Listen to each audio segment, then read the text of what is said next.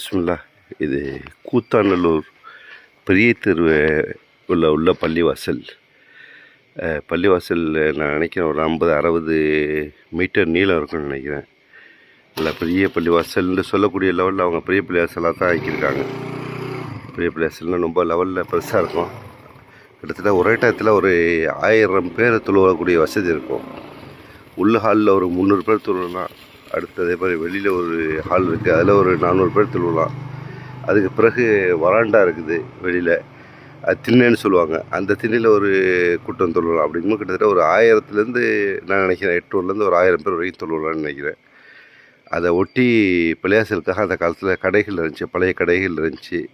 அதை டெமாலிஷ் பண்ணிவிட்டு இப்போ புதுசாக உண்டாக்கியிருக்காங்க 6 கடைகள். இன்னும் கடை ஸ்டார்ட் ஆகலை. அதுக்காக எல்லாமே ரெடி ஆகிடுச்சு, கடைகள்லாம் ரெடி ஆகிடுச்சு.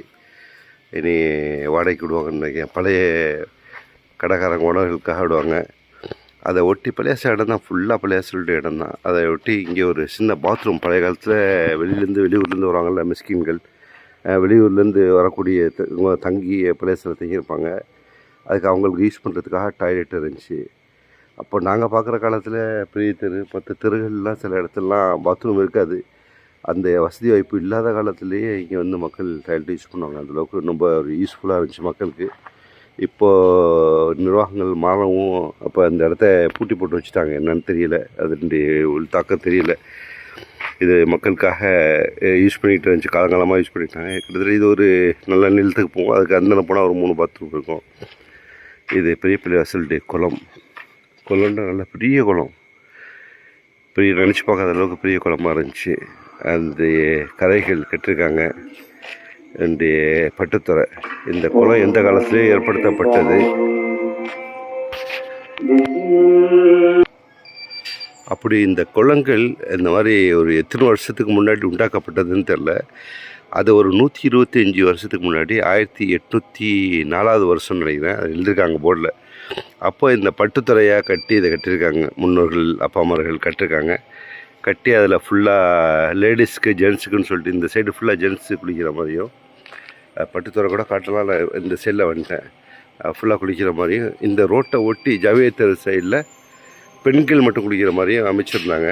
நிறைய பெண்கள்லாம் அந்த காலத்தில் நாங்கள் சின்ன பிள்ளையாக இருக்கும்போதெல்லாம் விடிய காலம் வஜ்ருக்கு முன்னாடி மக்கள் வருவாங்க, குளிக்க பெண்கள் வர்றவங்க குளிச்சுட்டு வருவாங்க. அந்தளவுக்கு வசதி வாய்ப்பு இருந்துச்சு. இங்கே பள்ளியாசல் தொழு வர்றதில்லை, அவங்க வீட்டில் தொழுதுக்குவாங்க. இந்த குளத்துடைய லெவல்லே பின்னாடி, அதுக்கு பின்னாடி ஒரு இடம் இருக்குது. அந்த இடம் இருக்குது, அவங்களாம் அதுவும் பெரிய பிளேஸில் சேர்ந்தது இடம். இந்த தெரு இது ஒட்டி போகிறது ஜாவிய தெரு.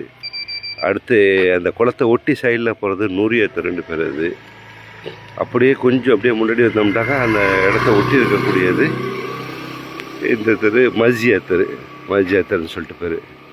எல்லா தெருவுலேயுமே குறைச்சலா என்னுடைய கணிப்புப்படி பார்த்தா ஒரு 50 வீடுகள் இருக்குன்னு நினைக்கிறேன்.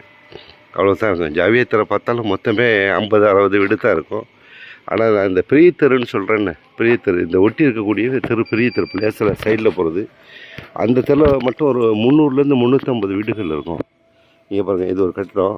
இது பஞ்சாயத்து பண்ணுறதுக்காக உள்ள கட்டடம். மக்களுக்கு எதுவும் தேவைகள், மக்களுடைய குறைகள் வச்சு அதை நிவர்த்தி பண்ணி கொடுப்பாங்க. அது பேர் பரக்கத்து ஹால்னு பேர். அவங்க கட்டி கொடுத்துருக்காங்க ஒரு சில வருஷங்கள் முன்னாடி. இது குறிப்பிட்ட ஒரு 10 வருஷம் 15 வருஷம் நினைக்கிறேன் கட்டிருக்காங்க. நல்லா அழகான கட்டிடம், பெரிய கட்டிடம், சூப்பரான கட்டிடமாக இருக்குது. அதை ஒட்டின மாதிரி லெஃப்ட் சைடு பிச்சைக்கை சைடில் ஃபுல்லாக மதரசா, ஜாமியத்தில் அரபியா, ஜாமியத்தில் இஸ்லாமியான்னு போட்டிருக்காங்க. இஸ்லாமிய பல்கலைக்கழகம்னு போட்டு ஃபைசுல் பாக்கியாத்து பெரிய மதரசா. இது கிட்டத்தட்ட 1983 நினைக்கிறேன். எனக்கு தெரிஞ்சு கிட்டத்தட்ட ஒரு 45 பிள்ளைகள் மாணவர்கள் இருப்பாங்க. சரியான க்ரௌடாக இருக்கும். 3-4 லட்சத்துமார்கள் இருப்பாங்க. இப்போ அதெல்லாம் மாணவர்கள் வருகை குறைஞ்சதுனால இது ரொம்ப கம்மியான முறையில் இப்போ ரன் ஆகிட்டுருக்கு. மசாரெல்லாம் அவங்க இப்போ ரன் ஆகிட்டுருக்குது. இந்த பள்ளியாசுடைய மனாராவுடைய ஹிஸ்ட்ரி, இது மனாரா, இது மனாரோட ஹிஸ்ட்ரிக்கு யாருமே தெரியல. இது எப்போ எவ்வளோ காலத்துக்கு முன்னாடி உள்ளதுன்ட்டு. 400 வருஷம்னு சொல்லிட்டு இந்த பள்ளியாசை கட்டும் போது சொன்னாங்க. 400 வருஷம்னா இப்போ பள்ளியாசை கட்டி 40 வருஷம் ஆச்சு, ஒரு 450 வருஷம் ஆச்சுன்னு வச்சுக்கோங்களேன். இந்த மனாரா அப்படியே ஸ்டாண்டர்டாக நிற்கிது. அந்த காலத்தில் அப்பா அம்மார்கள் கட்டினது அவ்வளோ ஸ்டாண்டர்டாக கட்டிருக்காங்க. தரமான இது. 2 மனோரா பள்ளியாசலுக்கு 2 சைட்லேயே இருக்கும், 2 மனோரா. அது அடுத்த மனோரா இன்றைக்கி 27ஆம் கிழமை முடிஞ்சதுனால அதனுடைய லைட்டு தொட்டவங்களோட லைட் இருக்குது.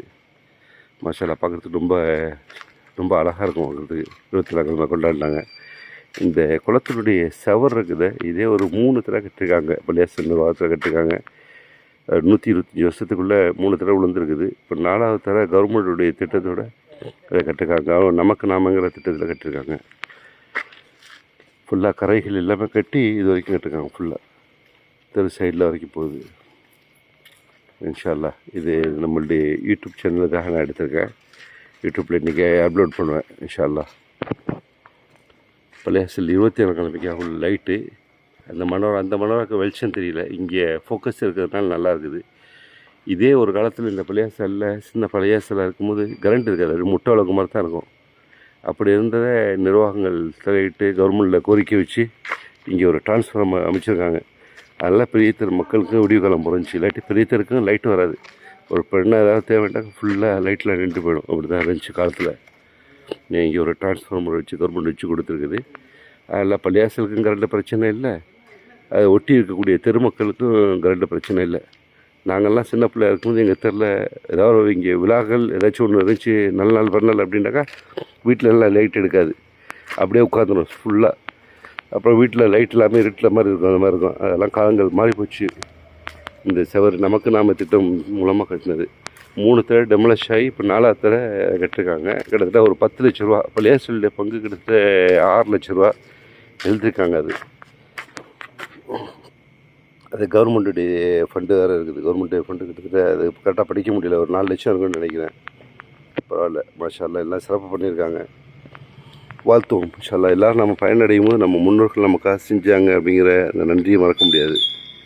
இன்ஷா அல்லாஹ். பார்த்து மிக நன்றி. ஜஸாக்கல்லாஹ்.